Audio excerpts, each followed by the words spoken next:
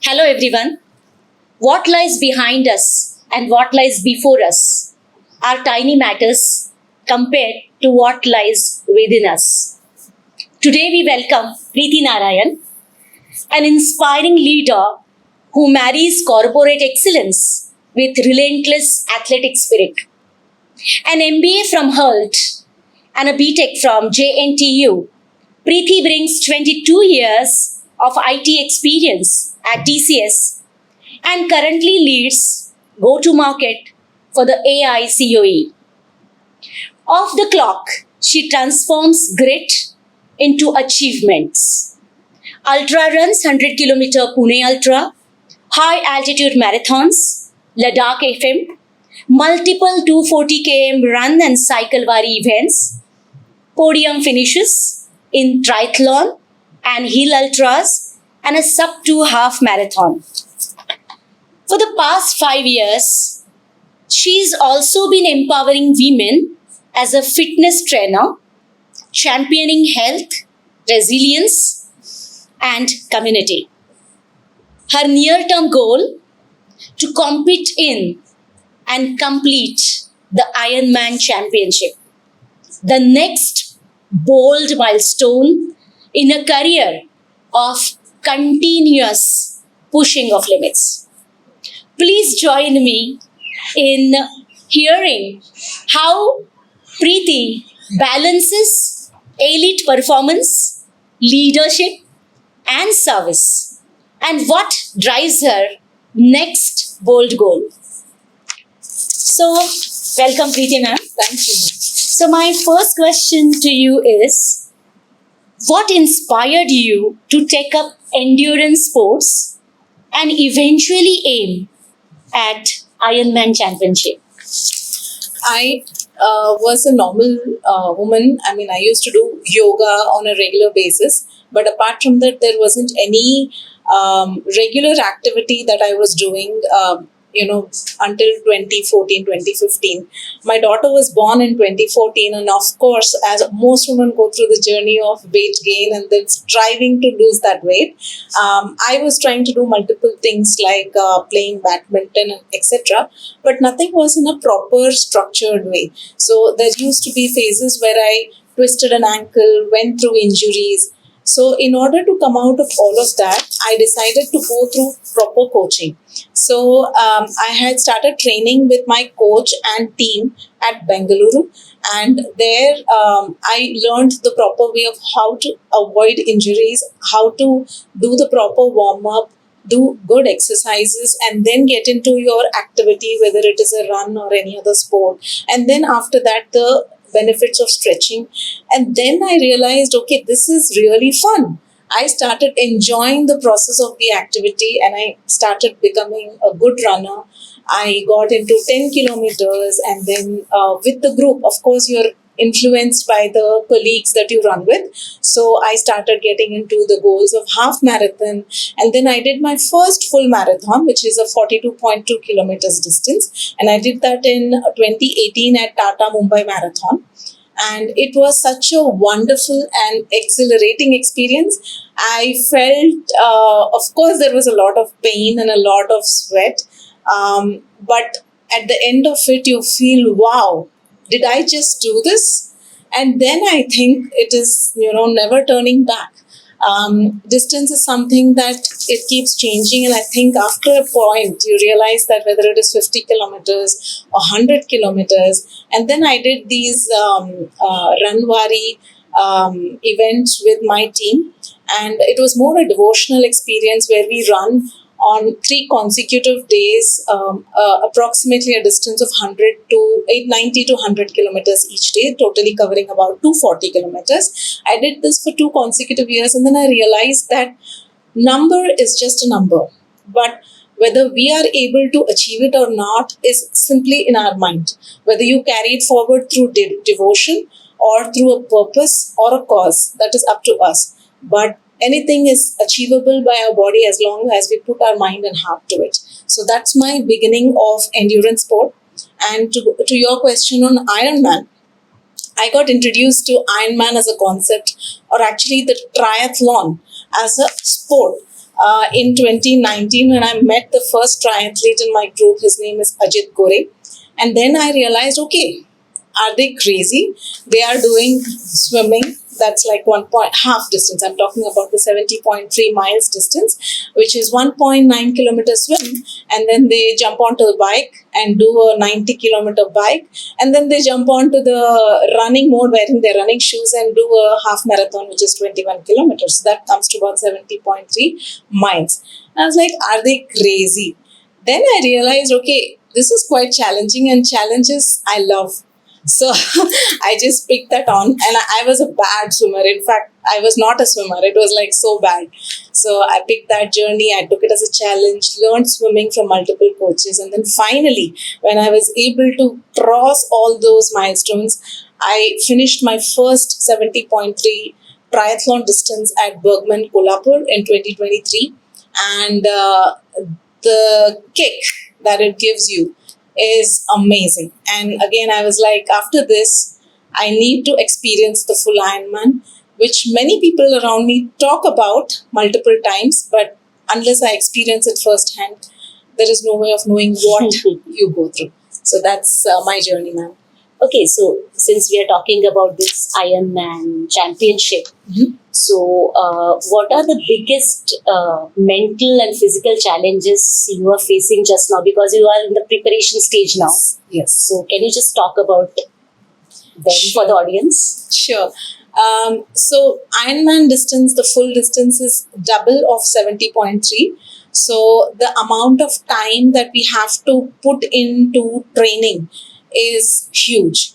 I have been training for the full Ironman for almost 2 years now with my coach Sunil Bise sir, and he actually belongs to he's an ex-Indian army person. Oh. So the kind of discipline and rigor into the training is unbelievable, and he conducts the trainings almost in army style with the stick in his hand, almost beating us. But the challenges are immense because we are not professional athletes. Yes. We are recreational athletes, which means that we do our regular job. We have a family to take care of. And as women, there are a lot of societal expectations that we need to adhere to. But at the same time, you want to chase your goals. You want to dream big and go after them. So in order to maintain that balance, there is a lot of sacrifices that I as a person, and I'm sure a lot of other people and other women in this journey go through. The first sacrifice I would say is that of family time. Family time is something that both we as athletes value, and also our family needs our time. But when you are into such a rigorous training where you have to get up early in the morning at 5 o'clock, 4:30, whatever, depends on your training schedule that day, and then you are there 2-3 hours doing your exercise, your activity, and then immediately you have to get ready and rush to the office, do your day-to-day job for which you're being paid for, and then you come back. And then as a woman, of course, you have to do the cooking, taking care of other stuff that your kids need, your family needs, and then again get back to, regular sleeping and other stuff. So in this entire journey, there is a lot of sacrifice that I have done. I have not been able to spend sufficient time. A lot of times I feel guilty. And many a times, like simple thing, my daughter is hung on to a series called Stranger Things. And every day she comes to me, Mama, can we watch one episode tonight before we sleep? I say yes, but I'm on a call, and then I'm saying, okay, just wait till 9 o'clock. This call will be done, and then we'll watch it. But it becomes 9:20, and I'm like, sorry, beta, tomorrow I have a training at 5. I have to get up, so let's skip. So those moments of I would say disappointment from your child really leaves you with some guilt. So these are the moments that I think as a triathlete I have to go through. But the journey has also made me mentally tough. If I have a goal, I have to make these sacrifices, and I am also expressing my gratitude to my family and God that they are able to pull along this journey with me the last 2 years and just 2 more months. Okay, so what do you feel about it? Because you are going to represent India. Mm-hmm. So, to wear Indian colors on an international platform, what do you feel about it? it's really a very important thing. I think this is not like we are doing a national and international sports from that perspective. We are doing as a recreational athlete, we are going on behalf of India. So there will be a team of Indians, and I think even from Pune, if I'm not wrong, there are about 10 to 12 athletes, as far as I know, who are going from India to Hamburg. And along with me, there is another woman. See, the number of women is very limited because, of course, like I said, this sport demands a lot of time. Yes. And second, you need to be free of all your responsibilities, otherwise you will go crazy. But then just being one of that special cream of athletes who are going to go there and at the finish line wave our tricolor and I mean, just thinking about me, that gives goosebumps. Yeah. And I think half of my effort is towards that one moment also. See, what I feel is whether it's a recreational sport and all, but taking Indian flag into your own hands once you finish that Ironman championship, that's going to be the biggest, what should I say, happiness Absolutely. that an Indian can get. So best wishes to you, ma'am. Thank you.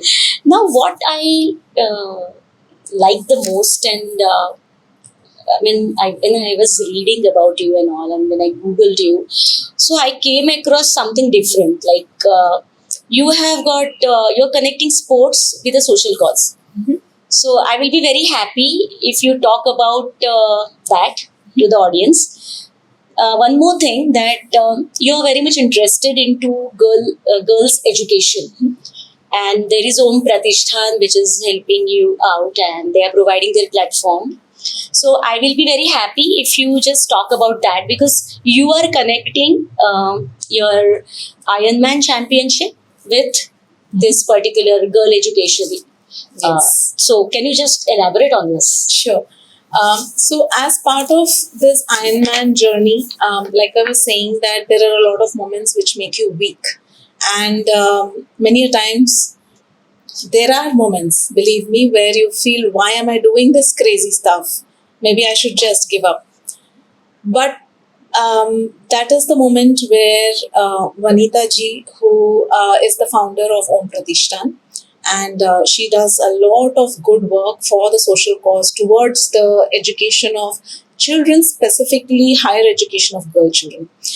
And I really was inspired to be talking to her, looking at her work, getting motivated. But the connection between the two was established when Vanita ji and I spoke to a great Indian triathlete. Her name is Mayura ma'am. And Mayura ma'am has done Ironman in the past, fighting with cancer. And she connected her Ironman journey to the cause of cancer survivors and raising funds for cancer kids. And this connection actually inspired us to be able to see if there is a way in which we can connect this with Ompratishtan. And believe me, this was a changing point for me, because now there are absolutely no moments where I feel giving up is even a possibility, because now I know every step I take, every training I do, and the entire Ironman journey of whatever time I take, 14 to 15 hours, that race is going to be dedicated to every child we support for Ompratishtan. So, in a way, I will say that both are very deeply interconnected, at least for me as an athlete and in my mind. So is there any moment because of which or you got inspired to help the girl education thing? Actually, I have been supporting the cause of education ever since I joined TCS. Okay. And TCS has a CSR platform where they encourage employees of the company to work on the field. And when I was in Hyderabad, there were a couple of organizations, an NGO called as Ashray. They were supporting not only orphans but also the education of kids. So I was working almost every weekend, Saturday, Sunday. I used to go spend time with the children.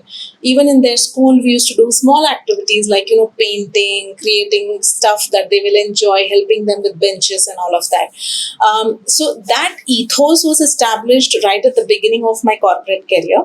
And of course, my father was a philanthropist, and that somewhere translated, since I saw that in my childhood as well. But then I would say, really, after I came to Pune, when I saw the work that was being done through OM Pratishthan, I think that really started getting more and more intense. And recently, at this college itself, when Vanita ji had invited me to be part of the fees that we had collected as part of this You mean to cause. say Professor Ramakrishna More College? Yes, Professor Ramakrishna More College, and we had to actually give the fees for a couple of girls who are taking up studies over here. It's higher education here in the, I think, AIML stream.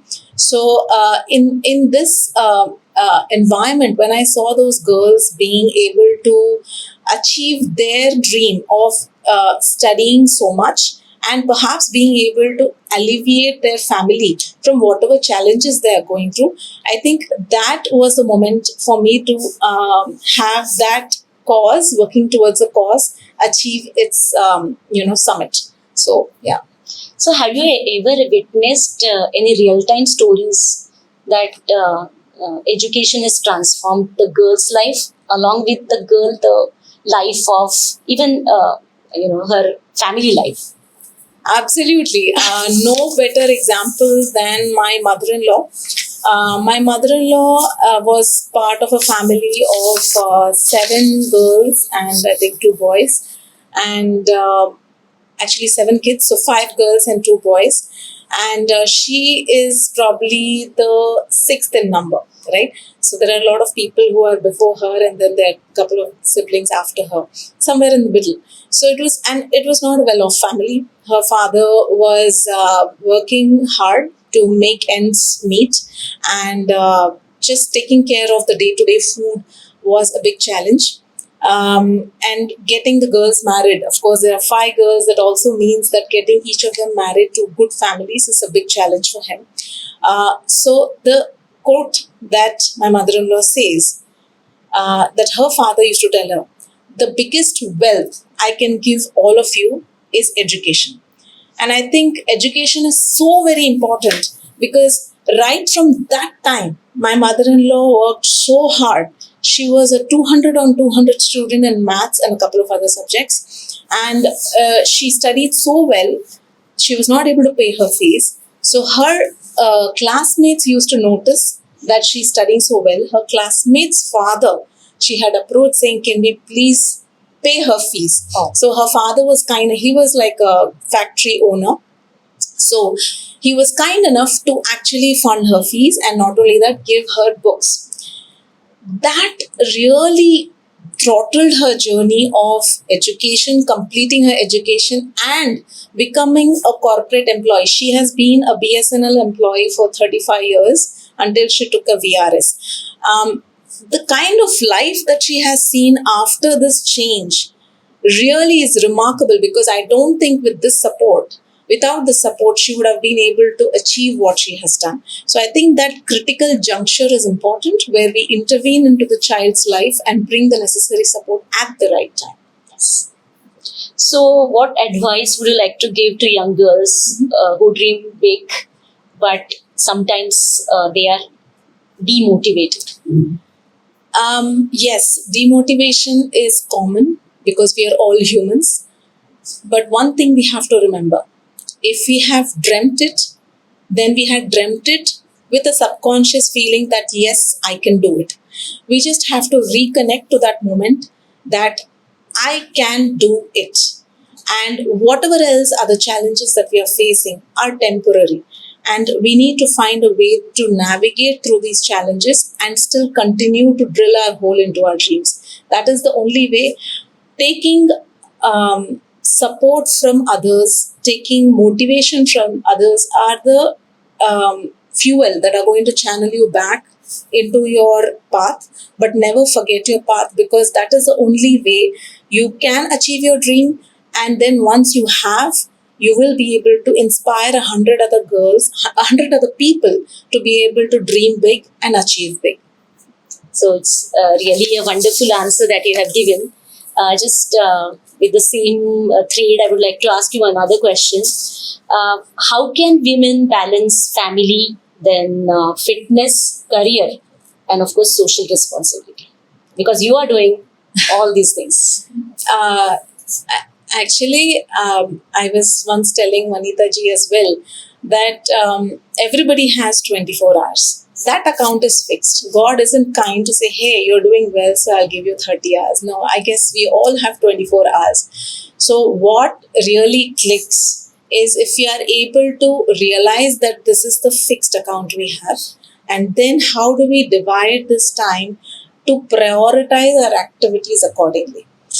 Everybody, especially me, being a person who wants to do 1,000 things in life, and my husband keeps saying, if you do all the 1,000 things in life, you will not exist anymore. You will go crazy. So I think somewhere we need to bring the sanity in our life by really prioritizing what are those top 3-4 things that really make me live this life to the fullest. And somewhere the top 3 have to include an element of health, an element of career or education progress, and an element of family. So if any one of these are missing, then you will be an incomplete human being. I hope that answers the question. Yes. Thank you so much. My question to you is, now you have already set on this journey, Ironman Championship with a social cause. But if the listeners want to join your drive, so can you just explain them how they can support this initiative of yours? Sure. That is girls' education. Absolutely. I think it's a very noble cause, and all of us should join hands to support Ompratishtan for this particular cause. Today, I have, I think it's almost 2 months now since we have started the fundraising campaign for Ompratishtan. And the way we are doing it is as part of my activities, my daily activities, I post about what is the workout I have done and what is the cause I'm doing this workout for. So as part of my posts, I put in all the information related to Ompratishtan's work, the QR code which people can scan and transfer their donations, or even they can go to the website ompratishthan.in and continue to donate from there. So all these things are available as part of my activity and post. So if people want to join this movement, they are more than welcome to follow my handle. Also, they can follow the Ompratishtan handle where the same data is available. And apart from donations, I think there is a lot of impact that people can do through social media as well. So we invite social media influencers to be able to join hands with us so that they can propagate the good cause that Ompratishtan is working towards, so that that work gets flourished everywhere and people know what work is being done. And the second thing is, Ompratishtan is doing so much of work, but of course we all know this work requires people and hands. Volunteers are always welcome to come forward and say whether it is in terms of mentorship for the children or whether it is in terms of providing support to do a background check for the girls, whether they are really worthy of the financial assistance or not. There are many things that people can do. So if at all anyone wishes to be part of this movement, they can reach out to us. That was really a wonderful answer that you have given, and all the answers you have given. So, Swami Vivekananda says, "Rise, awake and stop not till the goal is reached." And this is exactly the philosophy of Preethi Narayan.